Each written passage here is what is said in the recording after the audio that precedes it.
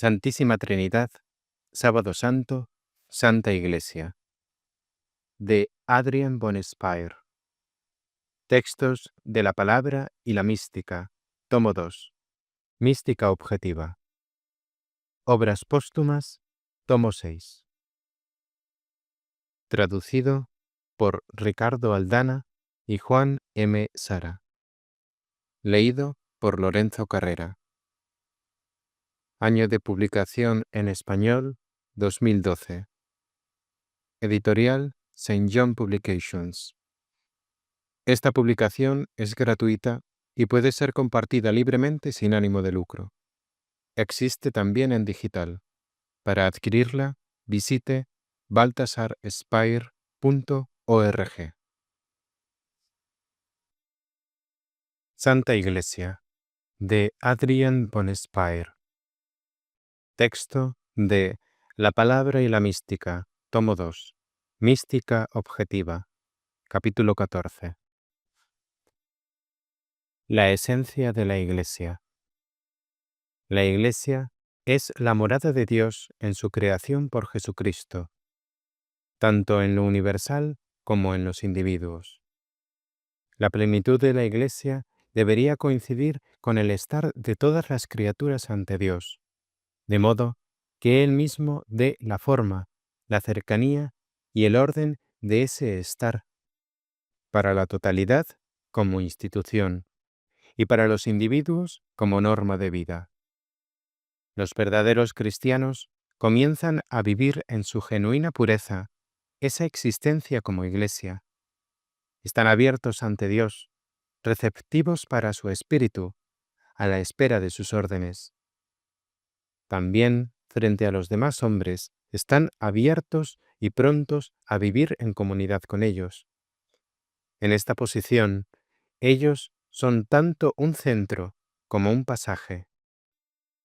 Centro como mediación de Dios hacia el mundo y de los hombres hacia Dios por la Iglesia. Pasaje en cuanto transmiten el centro que es Jesucristo a los hombres que aún no creen y llevan los deseos y peticiones de la humanidad ante Dios. La institución tiene dos lados. Tiene un carácter absoluto, divino, para poder acercar a los hombres la esencia de Dios, de Cristo, de la Iglesia misma. Aquí, la representación puede ser, en cierta medida, independiente de la santidad o de la propensión al pecado del representante. Cristo ha contado desde el principio con santos y pecadores. A aquellos les regala su amor. Por estos muere en la cruz, y a partir de la cruz les deja el legado de la confesión.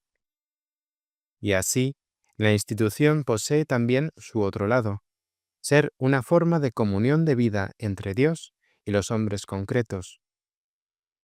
Cónyuges pueden trabajar cada uno en su lugar durante el día. No por ello necesitan vivir separados uno de otro. Ellos están unidos por la válida alianza santa, pero también por el común espíritu del amor fundado en ese vínculo. De tal manera, reina una comunidad por encima de una cierta distancia. Dios y los pecadores coexisten de un modo análogo en la institución eclesial. En distancia, siendo el hombre pecador, y sin embargo, unidos, poseyendo la fe y reconociendo a la Iglesia. Pero este cuadro, sin embargo, solo es llenado y recibe su plena legitimación y credibilidad por medio de los que verdaderamente aman, los santos. Porque ellos, amando, median de modo especialmente eficaz, son dignos de ser venerados por los pecadores, les ayudan a comprender mejor a Dios y a participar en Él. No son medios como si radicara en ellos el punto de descanso. Este radica en Dios y en Cristo. Son medios, simplemente, como mediación y pasaje. Sin cesar, reciben de parte del Señor para volver a donarlo. Y en cuanto no reservan nada para sí, reciben siempre de nuevo el amor que ha de ser prodigado. el perfecto dejar ser de la Iglesia. La Iglesia no debe querer saber qué es lo que el Señor obra en ella, salvo en la medida en que el Señor mismo lo quiera. La Iglesia debe cumplir una obediencia de la total donación de sí. Muchos misterios en ella pertenecen solo al Señor. Por ejemplo, mucho de lo que concierne a los santos. Ninguna discreción es mayor que la del Señor. Y Él quisiera que también su Iglesia sea discreta. Lamentablemente, la mayoría de las veces no lo es. Hay mucha habladuría en ella. Y si existiese un misterio del Señor que la Iglesia pudiese abrir o inferir a partir de sus efectos, pero que Él no quisiera entregarle, en ese caso ella no debería querer clarificar, descifrar o desenmascarar nada de ese misterio. No debe reconstruir las causas a partir de esos efectos, tampoco en el caso que para su razón mundana estuviesen allí evidentes y parecieran ser deducibles de modo perfectamente lógico. Mejor, ella ha de sacrificar su evidencia y su lógica al amor. Pero esto solo puede hacerlo bajo el presupuesto de que viva gracias al acto mariano del perfecto dejar acontecer. En este acto, la Iglesia no ha de tener ninguna reacción independiente. Tales reacciones tienen su lugar solo como consecuencias o frutos de su obediencia, y en verdad, justamente en la medida en que el Señor lo desee. María, Juan, Pedro. Adrián medita sobre el capítulo 21 del Evangelio según San Juan. A orillas del lago Tiberíades, sucede como si Juan se cumpliera desapareciendo en Pedro. ¿Me amas más que estos? La meditación se transforma en una verdadera visión. Juan entra y desaparece en Pedro, pero lo hace para buscar allí algo que necesita, la madre que le es confiada. La cruz se hace visible y el Señor dice sus últimas palabras a María y Juan. Ambos se alegran de la cruz y entran en el interior de la iglesia. Una iglesia que siempre de nuevo tiene necesidad de ellos y los pone en el centro. Pero ellos no pueden permanecer en ese centro y siempre de nuevo han de retirarse frente a Pedro. Todo esto es realizado sin acentuación afectiva, pero como exigencia vital absoluta, para que tanto Pedro como María y Juan conserven su vitalidad. Deben darse esos intentos centripetales de María y Juan, y el hacerlos retroceder, en cierta manera centrifugal, por parte de Pedro. Si Juan estuviese solo, entonces Pedro podría conservarlo en sí, pero poco puede hacerlo si María está presente, porque la vitalidad de María está en una contraposición con la del Hijo.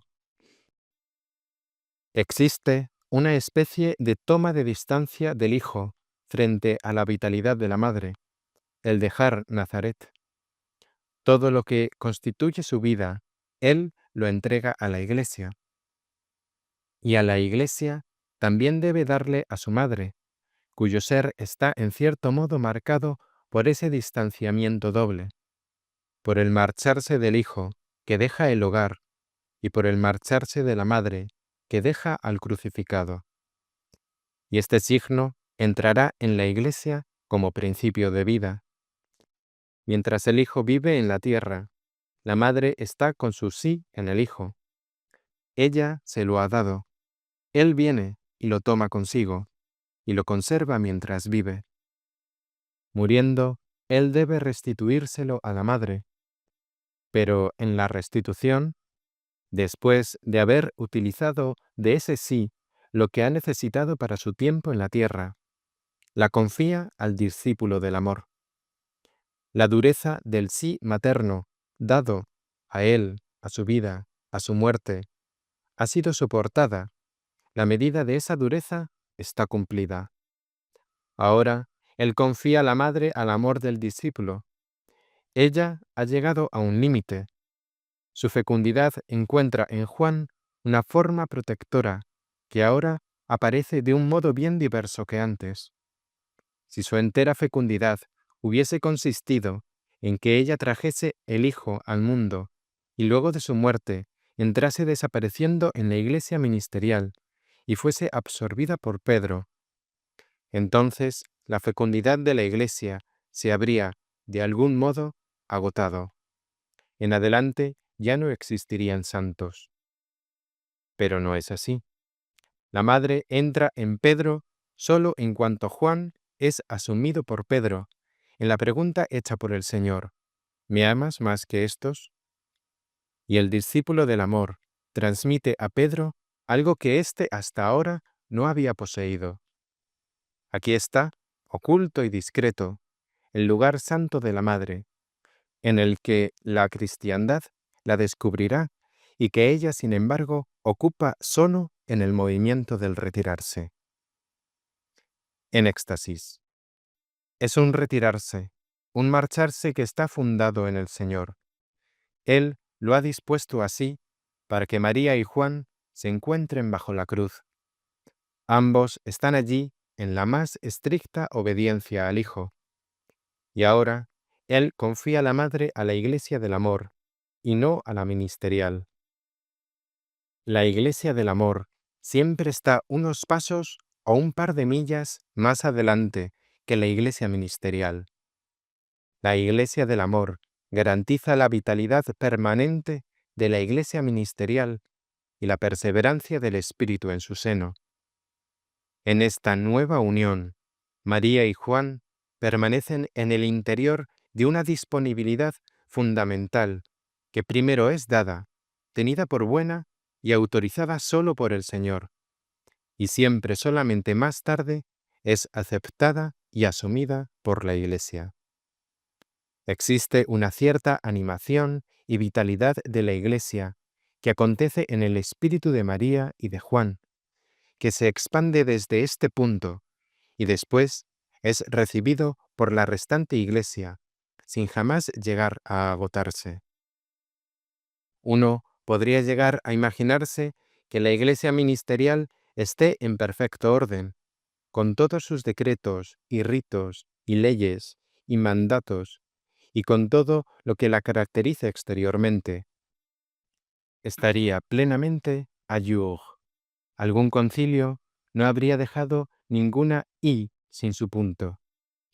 Pero nunca se podría imaginar que la Iglesia del Amor estuviera à jour, pues ésta vive continuamente del amor del Señor, recibe permanentemente su amor más grande, persevera siempre bajo su mayor exigencia, y así nunca da abasto, siempre va a la zaga.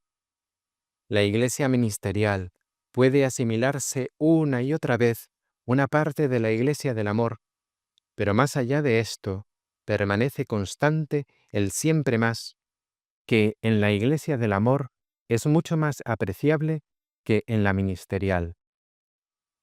Marchándose de la cruz, dos polos magnéticos, por decirlo así, atraen a la Madre, Pedro y Juan.